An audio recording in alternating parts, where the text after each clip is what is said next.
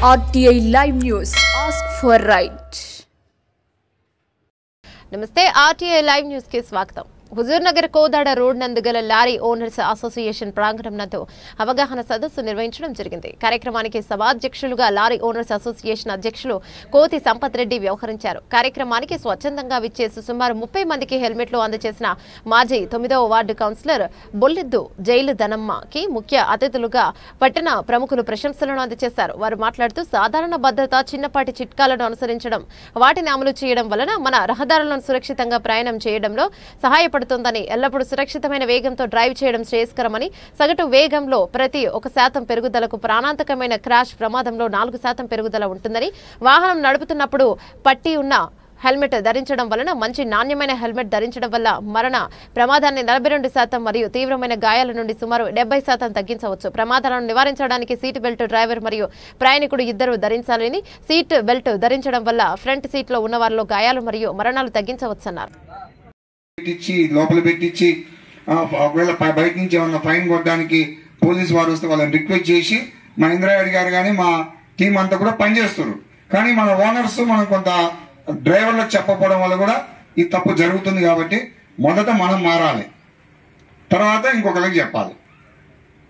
వాస్తవంగా ఈ motivation programme పెట్టిన కాడి నుంచి నేను 2-3 సార్లు బండి మీద వచ్చి హెల్మెట్ ర్యాలీ అని నేను హెల్మెట్ పెట్టుకోవట్లేదు.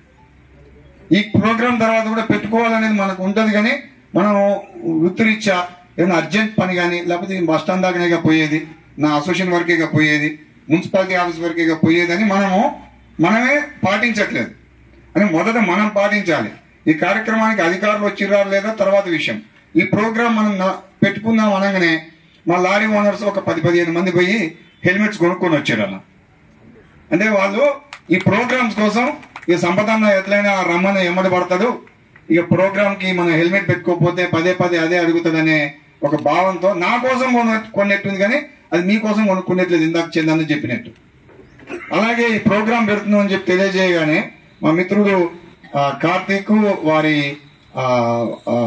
అమ్మా నాన్న, వాళ్ళ పెద్ద నాన్న మాజీ కౌన్సిలర్ బొల్లిద్దు ధనమ్మ గారు, వాళ్ళ బాబు సిఐ జగిత్యాల సురేష్ అన్న వెంటనే వారి ప్రాంతం వారికి 20 హెల్మెట్లు డొనేట్ చేసిండు. అంటే ఈ కార్యక్రమం వల్ల మనం కొంత మోటివేషన్ సంపాదించుకోవడానికి అవకాశం దొరికింది. వాళ్ళు స్వచ్ఛందంగా మంచి బ్రాండెడ్ అని చెప్పి నిన్న 1-2 సార్లు 3-4 షాపులు తిరిగి మంచి బ్రాండెడ్ హెల్మెట్స్ కొని 20 మందికి కూడా హెల్మెట్ ర్యాలీకి తీసుకురావాలని చెప్పి అక్కడనే వాళ్ళ ఇంటికాడ పబ్లిసిటీ కూడా అవసరం లేదు, ఫస్ట్ వాళ్ళు ఇంటికా నుంచి పెట్టుకొని రావాలని 20 మందిని వాళ్ళని సెలెక్ట్ చేసుకొని 20 మందికి ఇచ్చి ఇక్కడ తీసుకొచ్చారు. కానీ ఏర్పాటు చేసుకొని పక్కన ప్లేసెస్ పెట్టుకున్నాం. ఒక 100 బండ్లు 150, 200, 300కి ఇప్పుడు పెరిగిపోయినాయి. ఎవరికి వాళ్ళందరూ కూడా ఓనర్ కమ్ డ్రైవర్స్ ఎక్కువ ఉన్నారు ఇక్కడ. మా అసోసియేషన్ మొత్తం కూడా 300 బండ్లు ఉన్నాయంటే 200 మంది ఓనర్ కమ్ డ్రైవర్సే. వాళ్ళు బతుకు తెరువు కోసం గతంలో లారీ డ్రైవర్ గా పనిచేసి తర్వాత ఇక్కడ ఓనర్స్ గా చేస్తున్నారు. తర్వాత మాకు మెయిన్గా కొంత రోడ్డు మీద లారీలు నిలుపుకుంటే యాక్సిడెంట్స్ అవుతున్నాయి. మాకు పార్కింగ్ ప్లేస్ లేదు. పార్కింగ్ అప్పుడు కొంత ఇది కూడా పెద్ద రోడ్ లేదు, హైవే రోడ్ కాలేదు, సింగిల్ రోడ్ ఉండేది. నైట్ టైం అసోసియేషన్ నుంచి ఎవరైనా లోడ్ పోయి వచ్చి నైట్ 10-11 అయితే ఎక్కడ పెట్టుకోవాలో ప్లేస్ కూడా లేక ఒక 2-3 ఇయర్స్ బాగా ఇబ్బంది పడ్డాం. మాకు ఇక్కడ ఊరి బయటికి పోయే పరిస్థితి ఎక్కడ లేదు, ఇంత ఏర్పాటు చేసుకునే పరిస్థితి లేకపోతే చివరికి మేము అందరం కూడా చాలా కష్టపడి పక్కన వాసు గారిని రిక్వెస్ట్ చేసి రెంటెడ్ గా మేము ఇక్కడ పెట్టుకుంటున్నాం. ఈ విషయంలో నేను ఎందుకు తెలియజేస్తున్నంటే మన ఓనర్స్ కూడా ఇంత పార్కింగ్ ప్లేస్ ఇచ్చినాం. మనకి ఇప్పుడు ఇక్కడ 150-200 లారీలు నిలబడి ఉన్నాయి.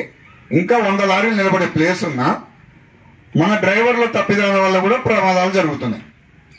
మన అసోసియేషన్ ముందే లోపల పెట్టుకోవడం మనం నిర్లక్ష్యం వహించి ఒక యాక్సిడెంట్ అయ్యి ఒక మనిషి చచ్చిపోయింది, ఇంకొక 2 కాళ్ళు జరిగినాయి.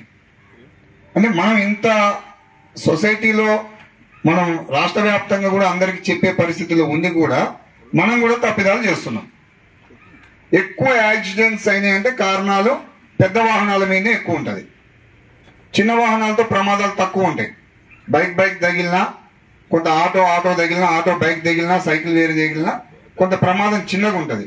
కానీ మన లారీ నిలబడ్డ లారీకి వెనక నుంచి వచ్చి వారి తప్పిదం వల్ల తగిలినా మేజర్గా వాళ్ళకి డ్యామేజ్ ఎక్కువ ఉంటుంది. అంటే అది చనిపోవడం వరకు కూడా ఎక్కువ మనం చూస్తున్నాం.